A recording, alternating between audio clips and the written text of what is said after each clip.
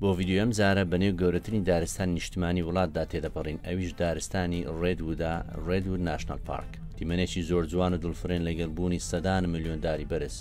بە چەندین سەعات بە ئۆتۆمبیل بەنێویدا تێپەڕی تەنها ئاسمانیشین دەبینی تا گەیشتنەوە خاڵێک کە خۆمان مەبەستمان بۆ. ئەوەی لە فلیمانەوەی دەبینی ئێرەیە. ئەم دارە پێی دەگوترێت شێندڵیر، بەرزترین داری جیهانە. بەرزەکەی 315 پێ و تیرەکەی 21 پێ و تەمەنی 2400 ساڵ دەبێت. ئەم دارە لە ساڵ 1937ەوە ئەم تورێنە لێ دروست کراوە، لەو کاتەوە تا ئێستا سەدان هەزار کەس ساڵانە سەردانی دەکات. ڕووبەری ئەم دارستانە 562 کیلۆمەتر دووجا دەبێت.